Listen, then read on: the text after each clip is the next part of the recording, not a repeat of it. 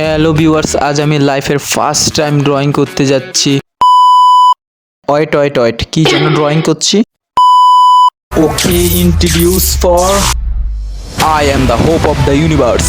I am the answer to all living things that cry out for peace. I am protect of the innocent. I am the light in darkness. I am truth. I am the super saiyan Son Goku. Guys, আজকে আমি drawing করব anime character Goku and use for normal colour pencil and alcohol colour pencil. So let's start.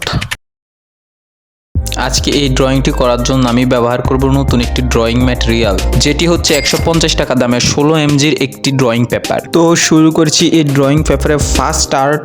যেহেতু আমি free hand ড্রয়িংগুলো রেখা টেনে আঁকতে পছন্দ করি, তাই লম্ব বরাবর একটা প্রথমে পেন্সিল দিয়ে রেখা টেনে নিলাম, তারপর একটু মেপে ঝেপে উলম্ব বরাবর আরেকটি রেখা টেনে নিলাম। এবার স্কেচটি আঁকা শুরু করা যাক। প্রথমে আমি গোকুর হেড দিয়ে শুরু করছি, যেখানে তার চোখ, নাক এবং মুখের অন্যান্য অংশগুলো আছে। তারপর তার ধারালো ধারালো চুলগুলো একদম দুই বরাবর সুন্দরভাবে আঁকতে শুরু করলাম। চুল আর মুখের স্কেচটা আঁকা শেষ হলে গলা বরাবর নিচের অংশগুলো আঁকতে শুরু করলাম, যেখানে তার ভিতরের বডি সহ তার গায়ে দেওয়া দুইটা ছিঁড়া ফাটা গেঞ্জি এবং তার কোমরে ঝুলে থাকা একটি বেল সহ আঁকা কমপ্লিট করলাম। তারপর তার ডান হাতের অস্থির বডিটা এবং বাম হাতের অস্থির বডিটা আঁকলাম, এন্ড হাতের কবজিতে থাকা দুইটা হ্যান্ড বেলও আঁকলাম। এবার গোকু দুই হাতের মুষ্টিবদ্ধ আঙ্গুলগুলো এঁকে ফুল বডিটা কমপ্লিট করলাম। এবার গোকু ছিঁড়া ফাটা ফ্যানটা আঁকতে হবে, যেটার প্রত্যেকটা ভাঁজগুলো আমি নিখুঁতভাবে এঁকে নিলাম। আজ আমি গোকুর ব্যাকগ্রাউন্ডটা ইন্টারেস্টিং দেখানোর জন্য ওর জামা কাপড়ের ছিঁড়া ফাটা অংশগুলো উড়তে থাকবে এরকম একটা অংশ ক্রিয়েট করব। অবশেষে কমপ্লিট স্কেচ।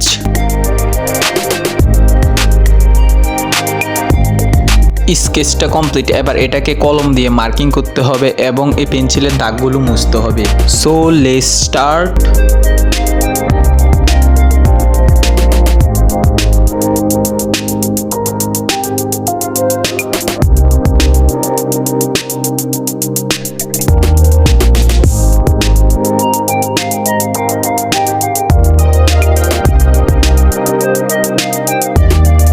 মার্কিং করা শেষ। এবার এটাকে রাবার দিয়ে মুছে ফেলবো।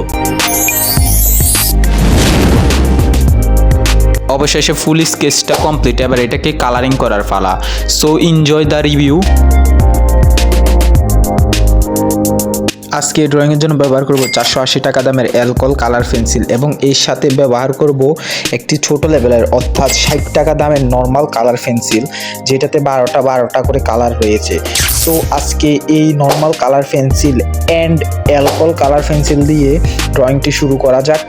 গোকু ড্রয়িংয়ে কালার করার আগে মনে রাখতে হবে কালারগুলো যেন হাইলাইটেড হয়। এর জন্য নীল কালার পেন্সিল দিয়ে গোকুর চোখগুলোকে কালারিং করতে হবে। এরপর আমি গোকুর বডিটা কালারিং করা শুরু করলাম, যেখানে আমি দুই ধরনের রং পেন্সিল নিয়ে গোকুর বডিটা কালারিং করতে লাগলাম। তাই প্রথমে আমি লাইট না পড়া জায়গাগুলোতে কালারিং করব।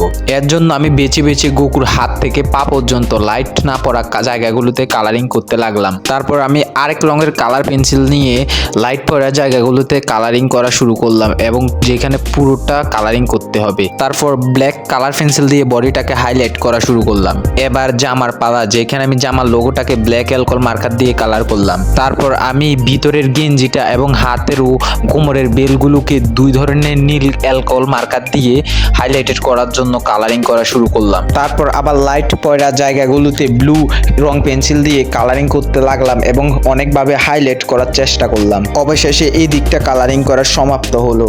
এবার গোকুর বাইরের পোশাকটা কালারিং করতে হবে, যেখানে আমরা ইউজ করব কমলা কালার এবং মাটি কালার। তাই প্রথমে এই অ্যালকোহল মার্কারটা দিয়ে সমানভাবে লাইট না পড়া জায়গাগুলোতে হাইলাইটেড করতে লাগলাম, যেখানে পা থেকে মাথা পর্যন্ত করতে হবে। তবে এখানে এই বিষয়টা নিয়ে সবচেয়ে সচেতন থাকতে হবে যেন রং করবার সময় কোথাও ভুলভাল না হয়। অবশেষে খালি জায়গাটাকে কমলা মার্কার দিয়ে কালারিং করা শেষ।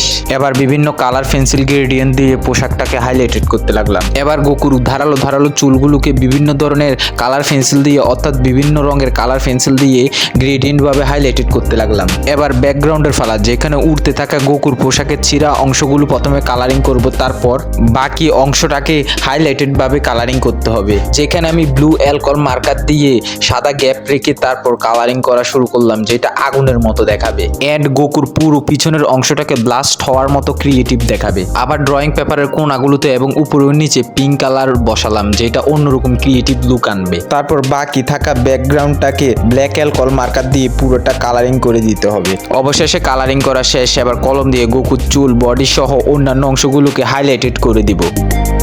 ফাইনালি আজকে আপনাদের সাথে নিয়ে গোকো ড্রয়িংটা কমপ্লিট করে ফেললাম। ভিডিওটি ভালো লাগলে একটা লাইক করবেন, আর ফিউচারে কি ধরনের ড্রয়িং দেখতে চান তা কমেন্ট বক্সে জানাবেন, আর ভিডিওটি বেশি ভালো লাগলে সাবস্ক্রাইব করে দিবেন। টাটা বাই বাই, দেখা হচ্ছে পরের ভিডিওতে, and enjoy the final review.